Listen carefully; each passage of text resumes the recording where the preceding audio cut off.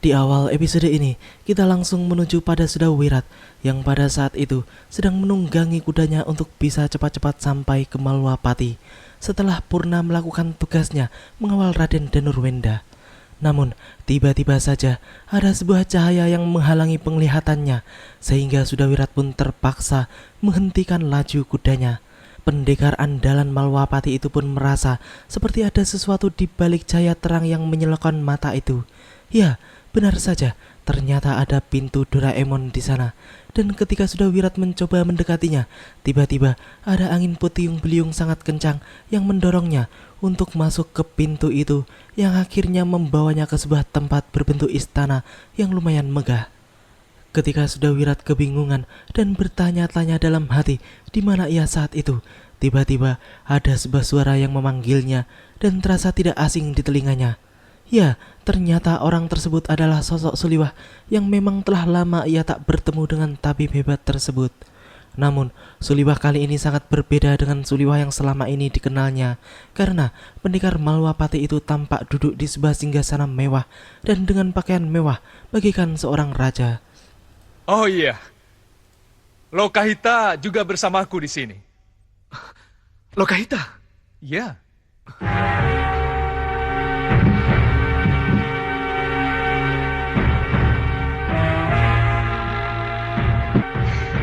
Wirat, Hita? Sudawirat yang semula tampak ragu dengan semua yang dikatakan Suliwah pun menjadi kaget setelah melihat bahwa Lokahita benar-benar berada di tempat itu. Namun hal yang membuatnya menjadi ragu dan tidak yakin kembali adalah kata-kata Lokahita yang sama sekali tidak seperti Lokahita yang dikenalnya. Karena Lokahita pun mengatakan bahwa ia lari dari Malwapati karena merasa tidak ada gunanya mengabdi pada Malwapati yang tidak memberikan apa-apa kepada mereka. Dan di tempat yang baru itu, mereka bisa membangun sebuah kekuatan sendiri yang lebih kuat. Bahkan, jagat satria juga akan bergabung dengan mereka dalam waktu dekat. Tidak mungkin. Dan aku yakin, kamu bukan Suliwah yang kukenal. iya. Aku memang bukan Suliwa yang pernah kamu kenal beberapa waktu yang lalu. Suliwa yang sekarang kamu hadapi ini adalah Suliwa yang memiliki 2 senopati dan para pengawal setianya. Kau bukan Suliwah.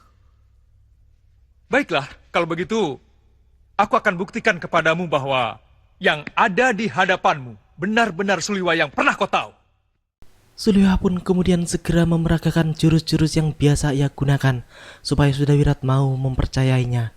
Ya, salah satu jurus yang dipraktekkannya adalah jurus-jurus kepingin putih yang memang sangat diandalkan oleh Suliwah di sebagian besar pertarungan ulah kanuragannya. Sudawirat yang melihat semua itu pun tidak mau percaya begitu saja, karena ilmu, kelincahan dan kegagahan mungkin seseorang bisa meniru orang lain. Akan tetapi, Sudawirat pun meragukan tenaga dalam Suliwah yang menurutnya tidak akan bisa dibohongi. Dan untuk menguji hal tersebut, Sudawirat pun menantang Suliwah untuk bertarung adu kesaktian.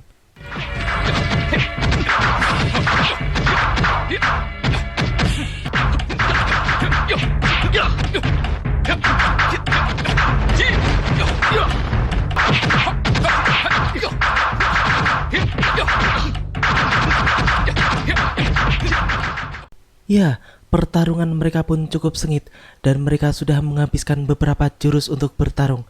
Namun, Sudawirat pun belum merasakan kekuatan tenaga dalam Suliwah yang sama seperti yang ia kenal. Bahkan ia merasa tenaga dalam Suliwah kali ini jauh lebih berkurang dari yang biasanya. Selanjutnya, untuk kembali membuktikan kebenaran pengakuannya, Suliwah pun mencabut pedangnya dan kembali menyerang Sudawirat dengan jurus-jurus pedang andalannya. Dan di pertarungan kali ini baru jelas kalau jurus-jurus pedang Suliwah sangat lemah dan Sudawirat pun bisa dengan mudah menguasai pertarungan tersebut. Bahkan beberapa pukulan pun sempat mendarat di tubuh Suliwah hingga ia pun kemudian mengeluarkan ilmu andalannya, yaitu ajian inti api.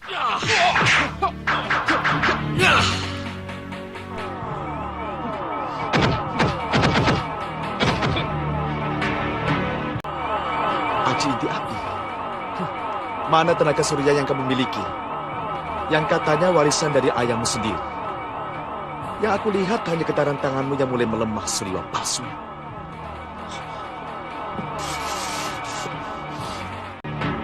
Itulah riwayatmu.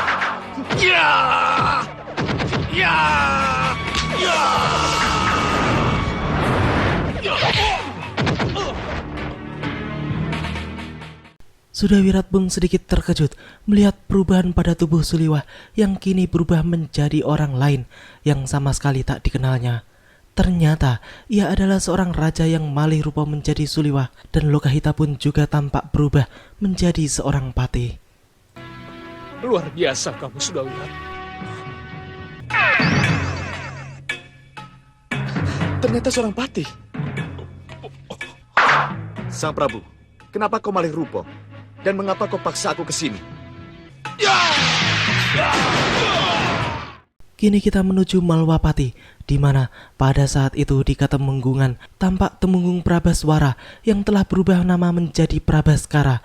Ya, tidak seperti biasanya, Temenggung tersebut berlatih sekeras dan seberbahaya itu.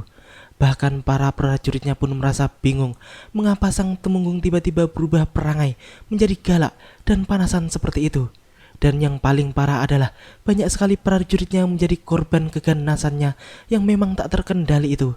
Sedangkan di setinggil Malwapati, Prabu Angling Dharma pun tampak sedang menanyakan tentang Temenggung Prabaskara yang sudah beberapa kali tidak hadir dalam pasewakan. Tolong katakan, kenapa? Mohon maaf, Gusti Prabu. Menurut seorang utusan yang diutus untuk menjemput, melaporkan bahwa Rai Prabaskara secara diam-diam tengah menyusun kekuatan untuk melakukan pemberontakan pada Malwapati. Bini Sepuh Rikmaseta pun kemudian berpendapat bahwa Temenggung Prabaskara harus ditindak tegas dengan cara memberi pelajaran yang keras kepada sang Temenggung karena telah membentuk kelompok pemberontak kepada kerajaan. Namun, Patih Batik Madrim pun mengatakan bahwa karena semua itu masih belum pasti dan baru dalam langkah isu atau desas-desus saja, maka tidak ada salahnya jika sang Prabu mengutus Temenggung Katiwanda guna menemui Temenggung Prabaskara yang sifatnya adalah kunjungan pribadi yang bertujuan untuk mengetahui secara pasti tentang tuduhan tersebut.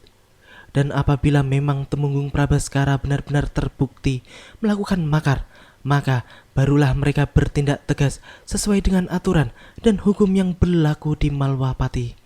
Saya kira apa yang dikemukakan Kanda Batik Madrim benar. Saya setuju dengan rencana kunjungan yang bersifat pribadi dan tidak resmi. Jadi biarlah Adi Temenggung Katiwanda yang akan melaksanakan kunjungannya tanpa didampingi oleh siapapun juga. Temenggung Katiwanda, Adi Temenggung tahu apa yang harus Adi Temenggung jalankan. Kasih Ngandau, hamba mengerti. Baiklah, kalau begitu berangkatlah sekarang juga. Di hari itu, tampak istri Temenggung Prabaskara pun menjadi bingung dengan perubahan sifat dan sikap suaminya yang akhir-akhir ini telah berubah. Ia pun kemudian berbicara dan meminta pendapat pada dayang pribadinya tentang perubahan suaminya itu yang malas kepasawanan dan lebih mementingkan berlatih dengan prajurit-prajuritnya. Dayang tersebut pun menjelaskan dengan jujur bahwa sebenarnya ia mengetahui sang Temenggung berubah sejak adanya Dewan Daru yang masuk ke dalam kamarnya. Kenapa Dewan Daru yang katanya berpengaruh baik pada kejatuhan menjadi berpengaruh buruk pada Kanda Temenggung? Ayo serang!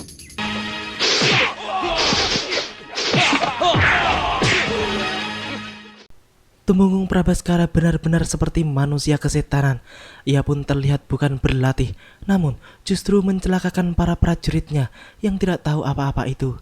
Di tengah suasana tegang seperti itu, tiba-tiba datanglah Temenggung Katiwanda yang langsung mengatakan bahwa ia ke tempat itu karena kunjungan pribadi. Namun sepertinya Temenggung Prabaskara pun tak terima kalau kedatangan Katiwanda hanya kunjungan pribadi dan tidak berhubungan dengan perintah Prabu Angling Dharma. Temenggung kerasukan itu pun dengan serta-merta menyatakan ketidaksenangannya dengan kunjungan yang menurutnya seolah-olah ingin memata-matai gerakan bawah tanah yang sedang dibangunnya itu. Saya datang sebagai sambat kakang. Saya... Kamu membuatku marah, Katiwanda.